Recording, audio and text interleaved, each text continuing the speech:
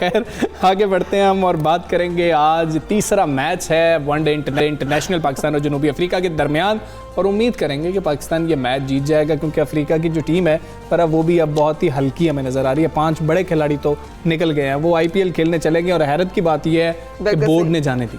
बिल्कुल सही, लेकिन पिछली बात को ना थोड़ा सा कंटिन्यू कर, चोरी कख दी और चोरी लख दी एक बराबर है, चोरी चोरी है अगर आप वो कर रहे हैं। अच्छा जी, तो यहाँ पर भी जो बात है वहाँ पे अगर आपको याद हो तो हम बात करते हैं हमेशा कि मेरिट के ऊपर जो फैसले होते हैं उनका हमेशा मेरिट की चोरी नहीं होनी चाहिए। मेरिट की चोरी नहीं होनी चाहिए, उसका हमेशा असर जो है वो नजर आता है।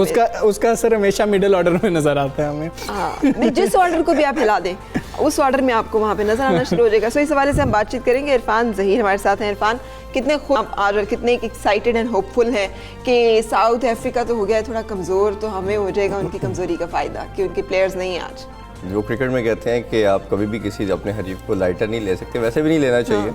और अभी भी टीम उनकी ठीक है, अच्छी है, क्योंकि जो लड़के उन्होंने ऐड किए हैं रिप्लेसमेंट के तौर पे वो काफ़ी सीजनड है, वो डोमेस्टिक बहुत ज़्यादा खेले हुए हैं और उनके पास एक्सपोजर भी अच्छा खासा है। बट आल दो के फ़र्क तो पड़ेगा ओबियसली कि जब आपके बड़े नाम पर्टिकुलरली बॉलिंग के अंदर बात करें तो जैसे रबाडा चले गए, निगीडी चले गए, नोकिया चले गए, जो सबसे बेस्ट मेरा ख्याल है अभी पाकिस्तान के खिलाफ, पाकिस्तान के खिलाफ। और वैसे भी मेरा ख्याल है वो न्यू सेंसेशन के तौर पे एक नज़र आएंगे, जिस तरह का उन्होंने स्पेल दोनों मैचेस में किया।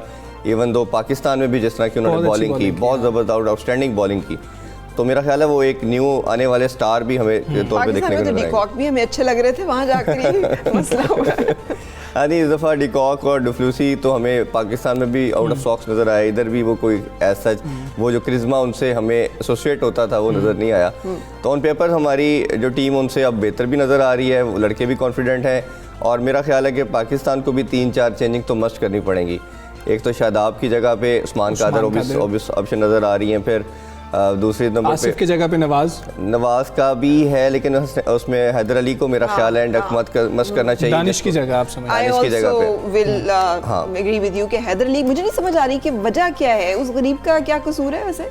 देखें, यही हमारी अलमिया है कि हम पहले एक को ऊपर आसमान पे लेके जाते हैं, फिर जब दिल नहीं करता तो फिर नीचे ले आते हैं। आज से 6 मंथ पहले तक हैदर अली को कहा जा रहा था कि इसको टेस्ट भी खिला देना है, ठीक है जी, ये टेस्ट की भी कमोडिटी बना देंगे, ये हमारे पास एक ऐसा स्टार आ गया है जो पाकिस्तान को शायद आने वाली कई नस्लों तक सर्व करेगा। तो अब आप उस बेचारे को चांस नहीं दे रहे, आपने हफीज़ को नहीं रखा इसी सोच के ऊपर कि हमारे पास एक नया लड़के को अब लेके चलना, उसको खिलाना, पे खिला नहीं रहे। तो दानिश के साथ भी ज्यादती थी, ऑब्वियसली नया लड़का आया था, अभी उसको एक्सपोजर नहीं था, फिर वो T20 का बेसिकली वो समझा जाए। आसिफ भी मैं तो उसको T20 का प्लेयर मानता हूँ। अच्छा, आप मानते हैं? जी ऑब्वियसली, उसकी आप हिटिंग देखें, आप जिस तरह उनका स्टाइल ऑफ क्रिकेट है, क्योंकि ओडीआई में भी आपको थोड़ा सा इनिंग बिल्ड करनी पड़ती है, ये नहीं कि आप हर बॉल पे आप 6 मारने की ट्राई करें। हसन अली का क्या बन रहा है आज? हसन अली वापसी कर रहे हैं, खेलेंगे आज? सोर्सेस के मुताबिक यही था कि जी वो कोविड से रिकवर हुए हैं और उनको फटीग है। हसन अली जैसा प्लेयर बाहर नहीं बैठता किसी भी सूरत हाल में, उसका होना टीम में जो एनर्जी लेवल लेके आता है और जिस तरह की वो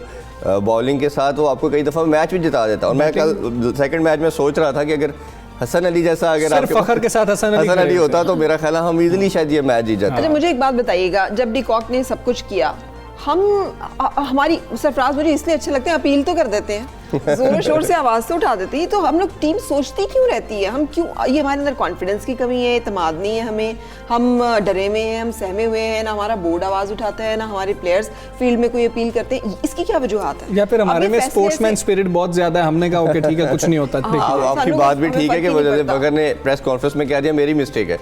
देखिए, जितनी भी हमारे आप हिस्ट्री देखते आएंगे, सब कॉन्टिनेंट को सफ़र करना पड़ा और पाकिस्तान सबसे ज़्यादा सफ़र रहा ऐसे किसी भी इंसिडेंट के अंदर। लास्ट पाकिस्तान ने साउथ अफ्रीका का जो टूर किया था, आपको याद होगा, सरफराज के ऊपर एक एलिगेशन लगी, वो मैच रेफरी ने इंटरवीन किया। ऐसा कोई कंप्लेंट लॉन्च नहीं हुई थी, ठीक है, लेकिन मैच रेफरी ने उस पर माइक हमारे लिए ज़रा जी माइक खतरनाक हो गया तो उस पर इवन बैन हुआ। उससे अलावा पिछले प्रीवियस कई हिस्ट्री हैं। फिर इसी तरह जो चीट ऑफ फील्डिंग के अंदर बात आती है, हमें मुझे याद है कि राशिद लतीफ़ को भी एक दफ़ा 2-3 मैचेस का बैन हुआ था कि उन्होंने कैच नीचे से उठाया तो अंपायर को लगा कि आपको पता था कि आपने नीचे से बॉल को पिक किया, तो ये चीटिंग के जुमरे में आती है और आपको ग्रेजुअली उन्होंने फिर 1-2 मैचेस को बैन किया और कई मैचेस में हमने ऐसे भी देखा पास में।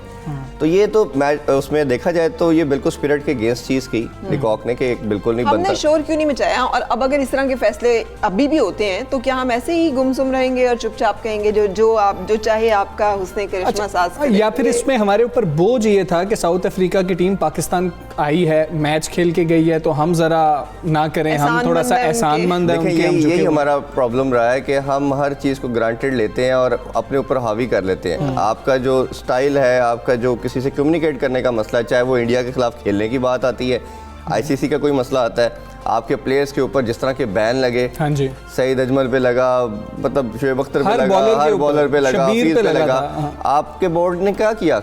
कभी किसी के लिए स्टांस के लिए किसी के लिए फाइट नहीं की। तो वो तो हमारी एक हिस्ट्री नजर आती है। बहुत फाइट करते हैं जी, आपस में तो बहुत फाइट करते हैं, टीम में तो बहुत फाइट करते हैं। अभी हम अपने मिडिल ऑर्डर की बात करें, हमारे पास बेस्ट मिडिल ऑर्डर यही है जो हमने सिलेक्ट कर लिया, सिलेक्ट करके ले गए। हमें हारिस सुहेल की कमी क्या महसूस हो रही है? हफीज तो वहाँ पर मौजूद है, कोई मसला ही नहीं है, उनको हम खिला सकते थे, लेकिन हारिस सुहेल की हमें कमी महसूस हो रही है, हमें इमाद की कमी महसूस हो रही है। ये बिल्कुल नज़र आ रहा है आपके, ये जो पर्टिकुलरली देखें, आपको किसी क्रंच मोमेंट के ऊपर आके पता चलता ना कि आपके मिडिल ऑर्डर की क्या वर्थ थी। हाँ जी, जिस तरह आपका middle order Haris Sohail last 2 year से 3 ईयर से लेके चल रहा था और 42 की एवरेज के साथ था। हाँ जी, और मेरा ख्याल है सबसे एस्टेब्लिश प्लेयर बन चुके थे अब आपके, और आपने उनको बाहर निकाला टेस्ट मैच की परफॉर्मेंस के ऊपर।